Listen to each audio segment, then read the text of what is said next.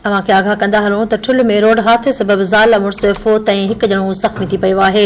अफ़सोसनाक ख़बर अवां खे ॾियूं पिया। ठुल में रोड हादसे सबब ज़ाल मुड़स ऐं औरत हिकु ॿार ज़ख़्मी थी पियो आहे। मेन रोड ते ट्रॉलर ऐं मोटरसाइकिल में टक्कर थी पियो आहे, जंहिं सबब नौजवान मोला बख़्श ऐं संदसि घरवारी फोत थी विया आहिनि, जॾहिं त हिकु ॼणो ज़ख़्मी थी पियो आहे। इतलाह ते पुलिस पहुची फोतनि जा मड़ ऐं ज़ख़्मियुनि खे इस्पताल मुंतक़िल करे छॾियो आहे। अफ़सोसनाक ख़बर अवां खे ॾियूं पिया। ठुल में रोड हादसे सबब ज़ाल मुड़स फोत थी विया आहिनि, हिकु ॼणो ज़ख़्मी थी पियो आहे। मेन रोड ते ट्रॉलर ऐं मोटरसाइकिल में टक्कर थी पियो आहे। हादसे में नौजवान मोला बख़्श ऐं संदसि घरवारी फोत थी विया आहिनि, जॾहिं त हिकु ॼणो ज़ख़्मी थी पियो आहे।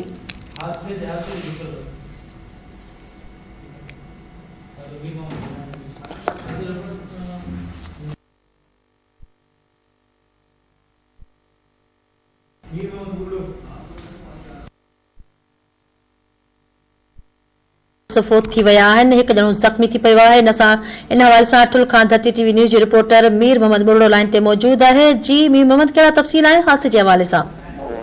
जी बिल्कुल, ठुल लॻ मोनी स्टॉप लॻ ट्रक ऐं मोटरसाइकिल जो टक्कर।